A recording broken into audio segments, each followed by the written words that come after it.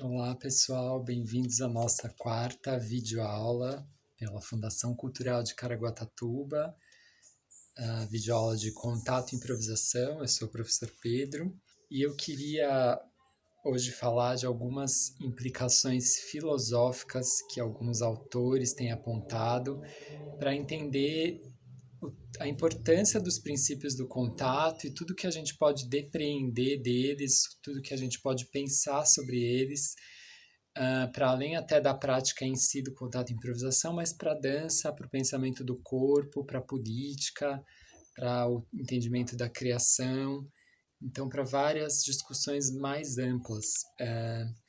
Primeiro eu queria citar aqui uma autora teórica da dança que chama Laurence Loop. Esse livro dela a gente vai usar bastante hoje nessa videoaula. A Poética da Dança Contemporânea. Laurence Loop é uma autora teórica da dança francesa. Este estilo de movimento, o do contato e improvisação, se baseia na invenção de um novo corpo em dança, que promove a individualização da expressão, uma movimentação espacial a 360 graus e cuja percepção se centra na sensação de tocar no corpo do outro durante um processo de improvisação contínua.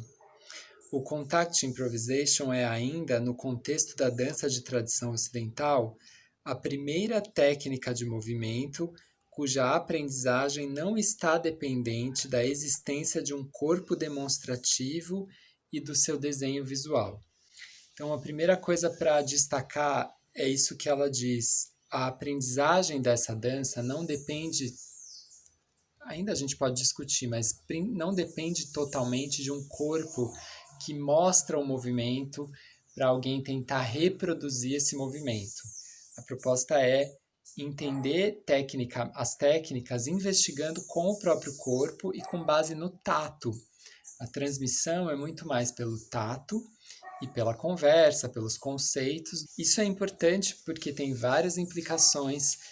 São vários autores, por exemplo, Marie Bardet, outros autores que vão discutir muito como a nossa filosofia e a nossa ciência são baseadas num conhecimento muito estruturado pela visão e que dá pouco valor para os outros sentidos.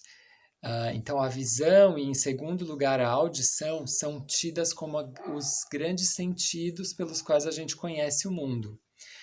E a nossa cultura, a nossa filosofia e a nossa ciência praticamente não consideram os fenômenos que o tato ou o olfato, enfim, podem receber, os fenômenos que esses sentidos conseguem acessar. E daí o contato e improvisação é uma forma de dança que centra a prática no tato e na propriocepção, nos sentidos, na percepção interna dos acontecimentos do corpo.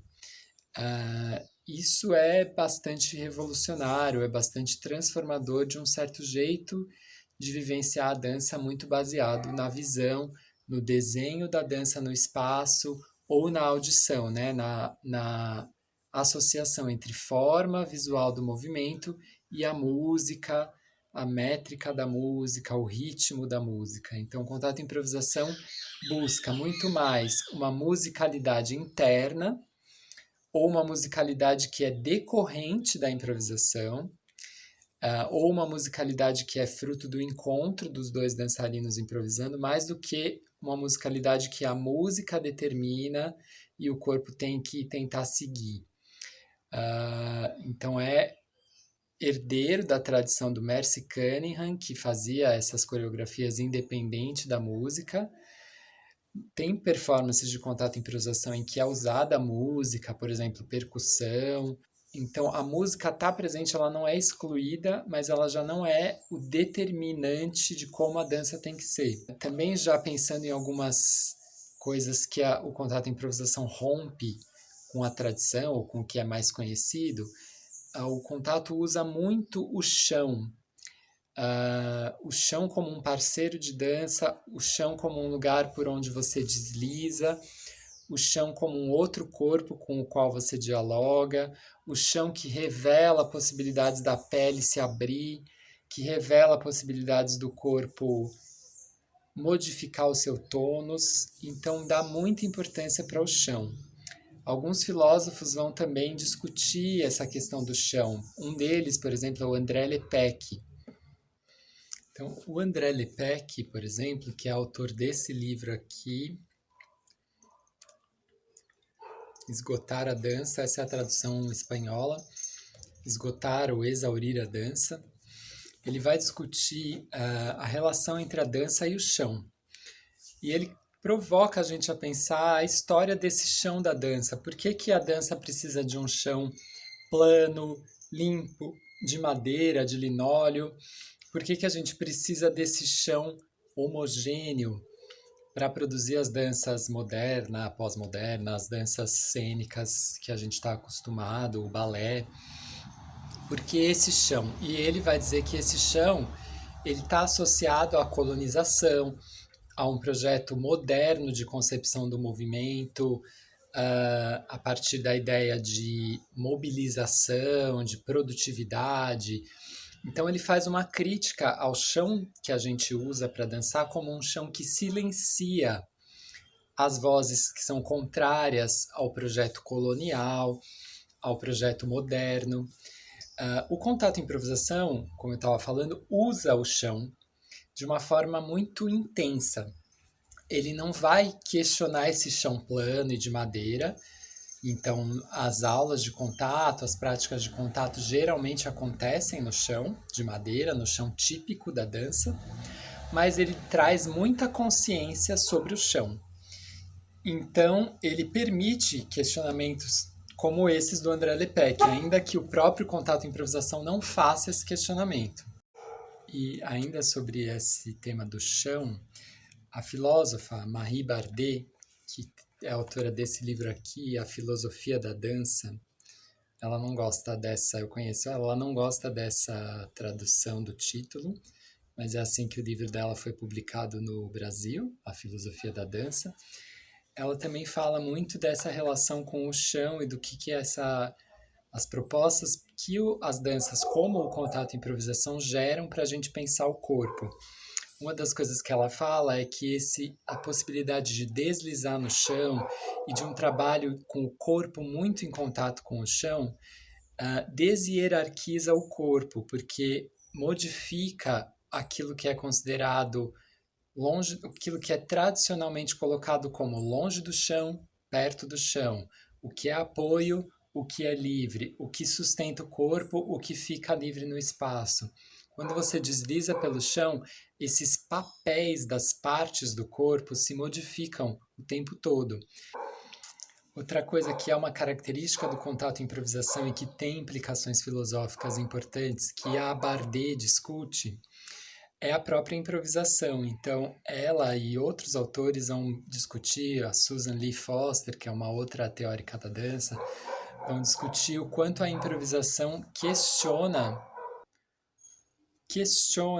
as categorias de ação e recepção da ação, ativo, passivo, sujeito, objeto. Na improvisação, a tomada de decisão não depende só de uma concepção do corpo como um instrumento para o pensamento. O corpo propõe, o corpo sugere, os acontecimentos corporais são mais rápidos do que a própria capacidade de elaborar um pensamento. Então, até a nossa linguagem fica numa armadilha, porque já não dá mais para pensar o corpo como um objeto ou como alguma coisa que o sujeito manipula. A Susan Lee Foster, nesse livro aqui, Pego de Surpresa, que é um livro sobre improvisação, ela vai discutir que a improvisação ela remete a gente a uma coisa que existe em algumas línguas, que é a voz média, que é uma coisa que existe, um tipo de voz que existe em algumas línguas, que não é nem a voz ativa, nem a voz passiva. Então não separa com clareza quem age e quem recebe a ação, o agente e o paciente. Mistura essas duas coisas. A improvisação faz isso. segundo essa autora. E no caso do contato e improvisação, isso é ainda mais forte, porque como é uma dança que depende do encontro entre duas pessoas, ela questiona, ela não deixa claro essa separação entre quem está fazendo e quem está recebendo, quem está conduzindo e quem está sendo conduzido. Ambos estão o tempo todo recebendo e fazendo, sendo sujeito e sendo objeto, ou essas categorias já nem fazem mais sentido no caso dessa dança. O Steve Paxton fala que o contato e improvisação é como um terceiro corpo, uma terceira entidade que não é nenhum nem o outro bailarino. É uma terceira coisa. Porque é justamente isso, essas fronteiras entre um corpo e outro se perdem. Ou se transformam. Também não dá para dizer que os dois corpos se tornam um só, porque ainda existe diferença entre eles. No meu mestrado, eu discuto que é um paradoxo.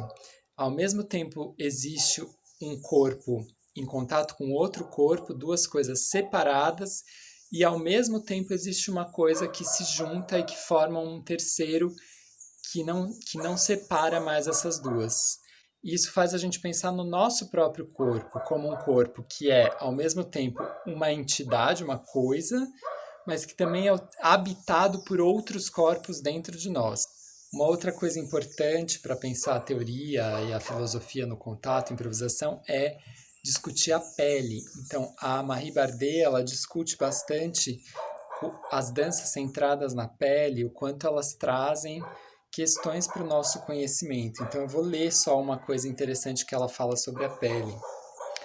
A pele é um órgão, mas órgão descentrado por excelência. Nada de coração, nada de centro, nada de orientação fixa. Não resta senão o limite entre o interior e o exterior, que tende a se perder em sua matéria dérmica, em sua explosão multidirecional, em sua expansão temporal da experiência de uma duração estendida entre um antes e um depois. Um campo de força, lugar de articulações multidirecionais, entre contato e partilha, que compõe os movimentos bem no limite. Meio no qual se refina a experiência da relação gravitária, a pele é lugar da duração.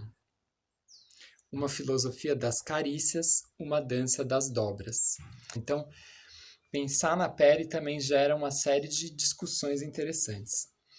E por fim, para só finalizar esse apanhado de discussões filosóficas e teóricas que estão atravessando o contato e improvisação, eu queria citar o José Gil, esse livro aqui, Movimento Total, o Corpo e a Dança. José Gil é um filósofo português e que ele vai falar o quanto a prática do contato e improvisação transforma o próprio funcionamento da consciência. Um trecho dele que explica isso. Por corpo de consciência, devemos entender a consciência tornada corpo, ou seja, que os movimentos da consciência, uma vez impregnada esta pelos movimentos do corpo, adquirem a mesma plasticidade, fluência e o mesmo conhecimento imediato de si, não reflexivo, que o corpo possui de si próprio.